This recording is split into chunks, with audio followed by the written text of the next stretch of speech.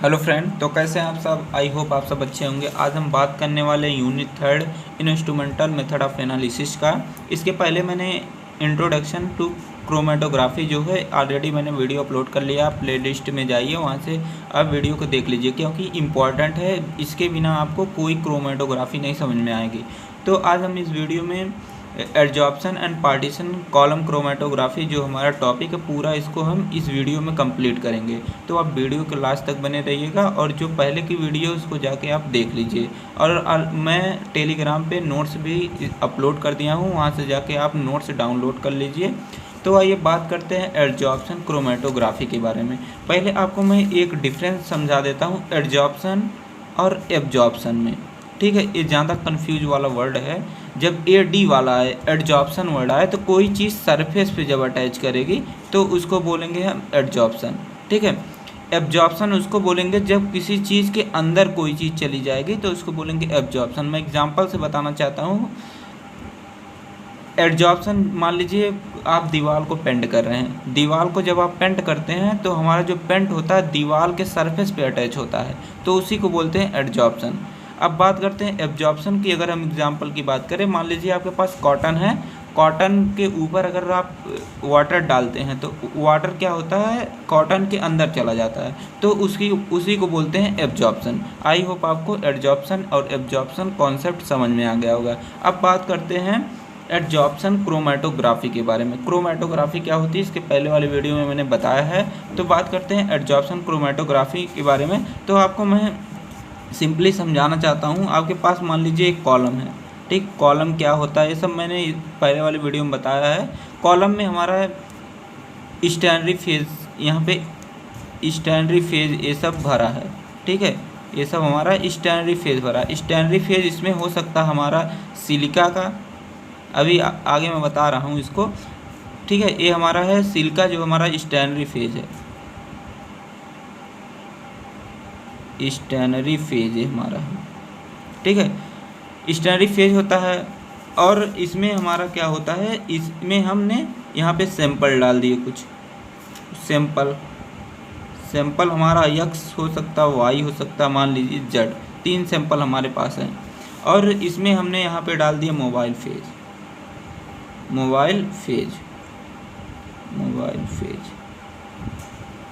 ठीक है, mobile phase हमने डाल दिया।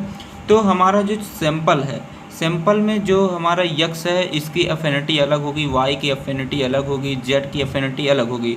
तो यह अलग अलग एफिनिटी के अनुसार, मान लीजिए ये हमारा जो सैंपल है ये कुछ तो जिसकी ज़्यादा एफिनिटी होगी वो जो हमारा ये बीट्स भरा है, मतलब सिलिका जो भरा है स्टैंडरी फेस पे, यहाँ पे जिसकी सबसे ज़्यादा एफिनिटी यहाँ पे चिपक गए इसके सरफेस पे। कुछ की जिसकी इससे कम है यहाँ पे आके चिपक गए इसके सरफेस पे, और जिसकी सबसे कम है यहाँ पे आके चिपक गए, और जिसकी एकदम कम है वो आके यहाँ पे हो गए। तो सबसे पहले इल्यूट कौन होगा, जिसकी एफिनिटी सबसे कम होगी।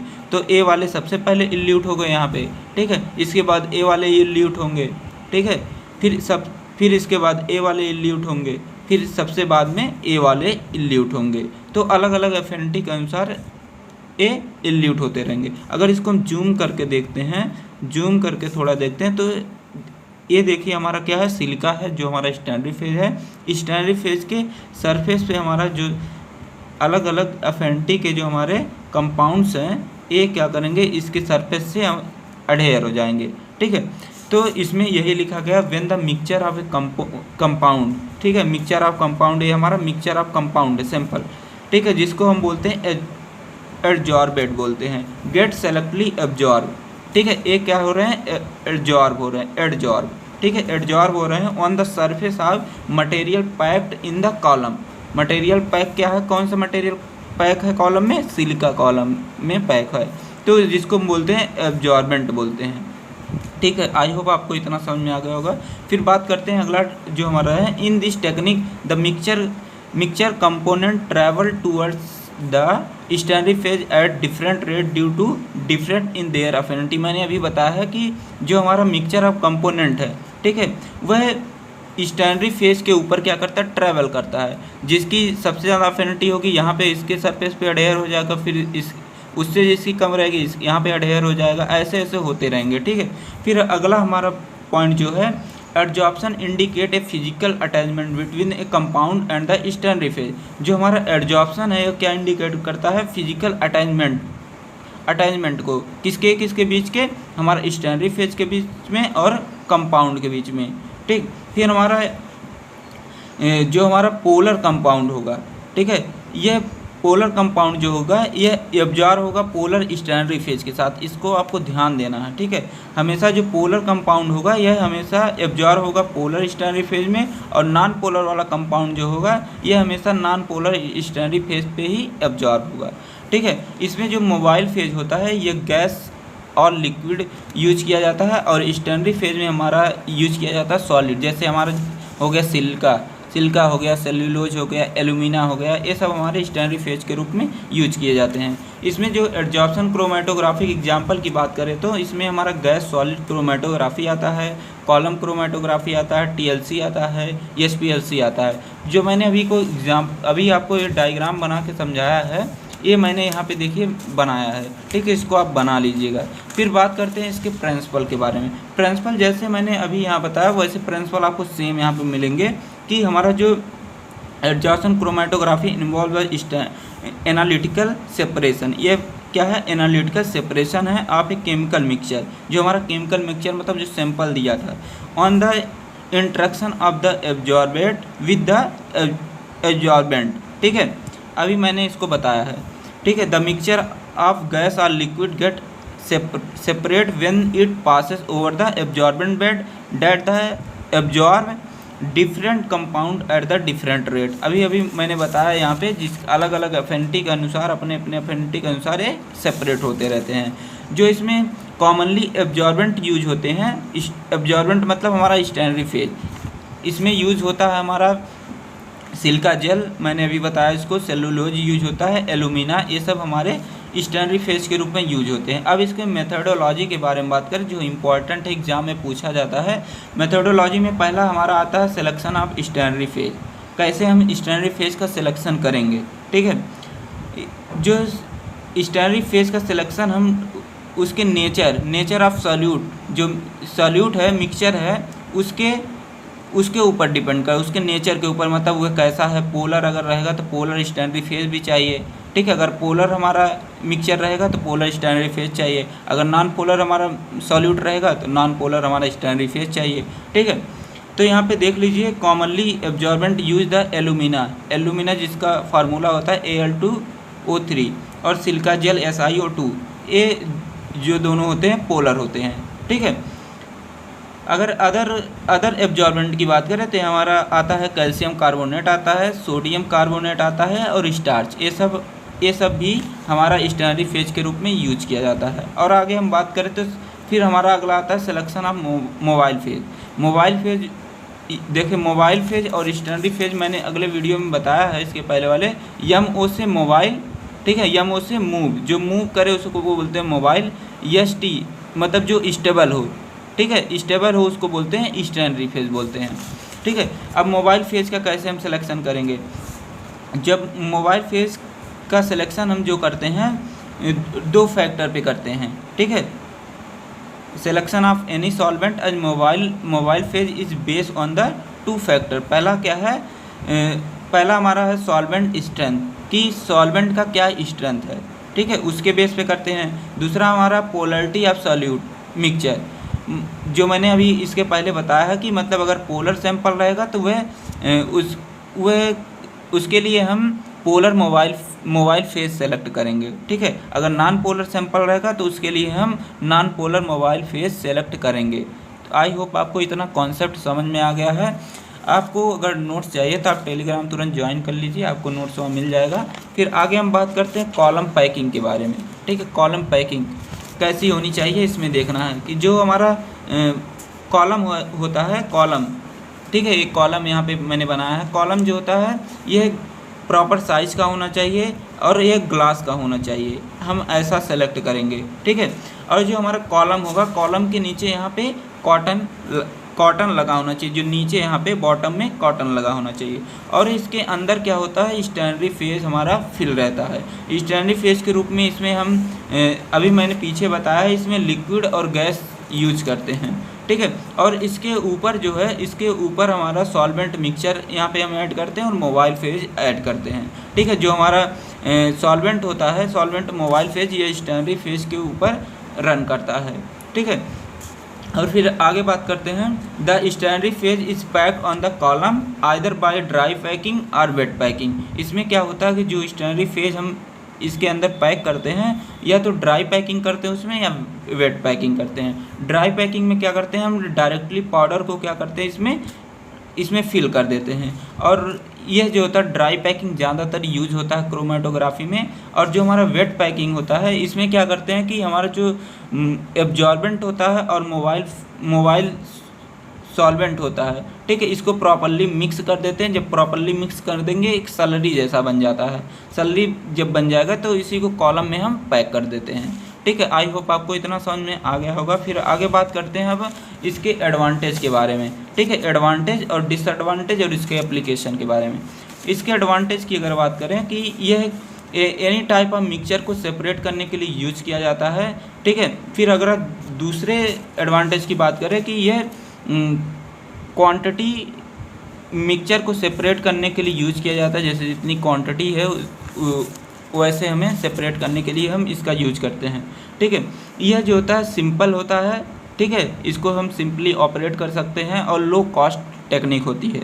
फिर अगर अगला बात करें कि यह इसमें जो ऑपरेटर्स है, कम से कम ऑपरेटर्स की रिक्वायर होती है, ठीक है। हम इसमें क्या करते हैं, plant pigment, fat, soluble vitamin, इन सब की एनालिसिस के लिए हम एडजॉर्प्शन क्रोमेटोग्राफी का यूज करते हैं, ठीक है। जो हमारा एडजॉर्प्शन क्रोमेटोग्राफी है, इसका एडवांटेज यह भी है कि इसमें हम एरोमेटिक और एलिफैटिक नॉन पोलर कंपाउंड जैसे लिपिड, इन सब के सेपरेशन के लिए हम इसका यूज करते हैं। फिर अब बात करें डिसएडवांटेज के बारे में। डिसएडवांटेज ये है, थोड़ा टाइम इसमें ज़्यादा लगता है, ठीक है, इसका यह डिसएडवांटेज है। और इसमें लार्ज अमाउंट में सॉल्वेंट की रिक्वायर होती है, ठीक है। ये दो यहाँ पे डिसएडवांटेज है। और मैंने यहाँ पे एप्लीकेशन यहाँ पे मेंशन किया है। पहला एप्लीकेशन है कि इसमें हम एमिनो एसिड को सेपरेशन के लिए हम एब्जॉर्प्शन क्रोमेटोग्राफी का यूज करते हैं। और इसका अगला यूज है कि आइसोलेशन ऑफ एंटीबायोटिक। अगला हमारा है आइडेंटिफिकेशन ऑफ कार्बोहाइड्रेट के आइडेंटिफिकेशन के लिए हम एब्जॉर्प्शन क्रोमेटोग्राफी का यूज करते हैं, ठीक है। और फैटी एसिड, इन सबको आइडेंटिफाई और सेपरेट करने के लिए हम एब्जॉर्प्शन क्रोमेटोग्राफी का यूज करते हैं। अभी मैंने एडवांटेज में ही बताया था कि प्लांट पिगमेंट और फैट, सॉल्वेबल विटामिन, इन सब के भी एनालिसिस के लिए हम एब्जॉर्प्शन क्रोमेटोग्राफी का यूज करते हैं, ठीक है। और बात करें अगले हम एप्लीकेशन के बारे में, तो हमारा अगला एप्लीकेशन है एरोमेटिक और एलिफैटिक नॉन पोलर कंपाउंड जो होते हैं, इनका भी सेपरेशन के लिए हम एब्जॉर्प्शन क्रोमेटोग्राफी का यूज करते हैं। तो ये हमारा है एब्जॉर्प्शन क्रोमेटोग्राफी कंप्लीट हुआ। अब हम बात करते हैं पार्टीशन कॉलम क्रोमेटोग्राफी के बारे में, ठीक है।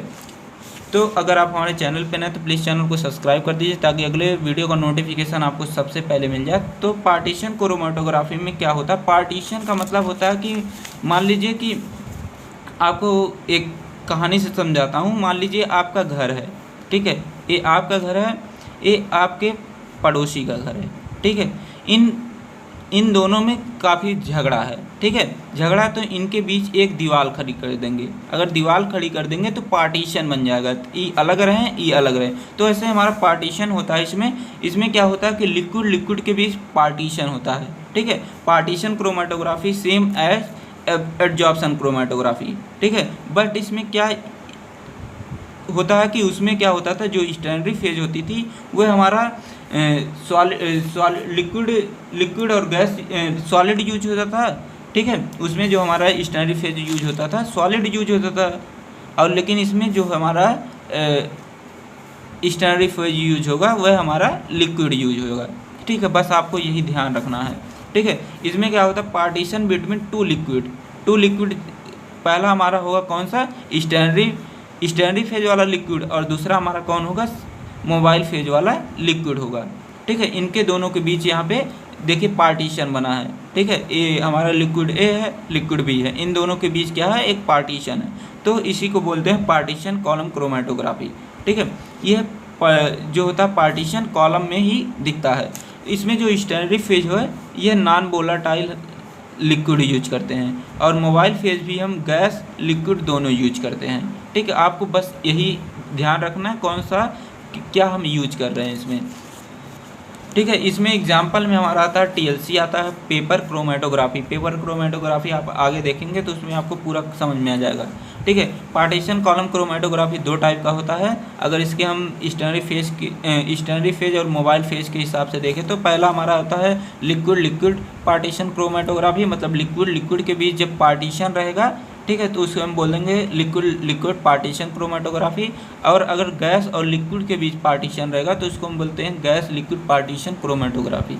आई होप आपको इतना समझ में आ गया होगा। अब इसकी मेथोडोलॉजी की बात करें तो मेथोडोलॉजी जैसे आपने एडजॉर्प्शन क्रोमेटोग्राफी का लिखा है वैसे अगर आप एग्जाम में लिख देते हैं तो आपको नंबर मिलेंगे। ठीक है, यह जो पार्टीशन क्रोमेटोग्राफी है यह ज़्यादा पूछे नहीं जाते हैं, एडजॉर्प्शन क्रोमेटोग्राफी ही ज़्यादातर पूछे जाते हैं। अब बात करते हैं इसके एडवांटेज के बारे में। एडवांटेज के बारे में पहला हमारा एडवांटेज है कि यह जो होता है मिक्सचर जो होते हैं, एनी टाइप ऑफ मिक्सचर जो होते हैं उसको सेपरेट करने के लिए हम इसका यूज करते हैं। इसमें जो है wide choice of mobile phase हम यूज करते हैं, और इसे हम क्या करते हैं इजी ऑपरेट कर सकते हैं, और थोड़ा इकोनॉमिकल होते हैं। ठीक है, इकोनॉमिकल मेथड ऑफ सेपरेशन। ठीक है, फिर अगला बात करें तो isolation both organic inorganic compound. हम जो हमारा पार्टीशन कॉलम क्रोमेटोग्राफी है इसके हेल्प से हम ऑर्गेनिक और इनऑर्गेनिक कंपाउंड को आइसोलेट करने के लिए हम इसका यूज करते हैं। फिर आगे बात करें तो इट प्रोवाइड हाई इफिकेसी। ठीक है, यह हाई इफिकेसी प्रोवाइड करता है। फिर यह क्या करता है एक्यूरेट रिजल्ट को प्रोवाइड करने का काम करता है। अब बात करते हैं इसके डिसएडवांटेज के बारे में। डिसएडवांटेज क्या होता है, इसमें जो मोबाइल फेज होती है इसमें हाई वैल्यूम में रिक्वायर होती है। ठीक है, और जो गैस लिक्विड क्रोमेटोग्राफी होता है, ठीक है, इसमें खाली वोलाटाइल कंपाउंड को ही हम सेपरेट कर सकते हैं इसके हेल्प से। ठीक है, तो इसका डिसएडवांटेज यहाँ पे है। अब बात कर लेते हैं इसके एप्लीकेशन के बारे में। इसका एप्लीकेशन यह है कि हम जो पार्टीशन कॉलम क्रोमेटोग्राफी है इसके हेल्प से हम क्या करते हैं amino acid, tannins, alkaloids, carbohydrate, glycoside, इनको आइडेंटिफाई और सेपरेट करने के लिए हम पार्टीशन कॉलम क्रोमेटोग्राफी का यूज करते हैं। ठीक है, और वाटर की क्वालिटी को भी डिटरमाइन करने के लिए हम पार्टीशन क्रोमेटोग्राफी का यूज करते हैं। फिर अगला हम बात करें तो identification and analysis of petroleum fraction को भी हम आइडेंटिफाई और एनालिसिस के लिए हम पार्टीशन क्रोमेटोग्राफी का यूज करते हैं। फिर अगला हम बात करें लास्ट जो हमारा है एनालिसिस ऑफ फार्मास्यूटिकल प्रोडक्ट। ये जो है ये वाला पॉइंट सब में लिख सकते हैं। ठीक है, फार्मास्यूटिकल जो प्रोडक्ट है उसको एनालिसिस के लिए हम भी पार्टीशन कॉलम क्रोमेटोग्राफी यूज करते हैं। तो ये हमारा जो टॉपिक है पूरा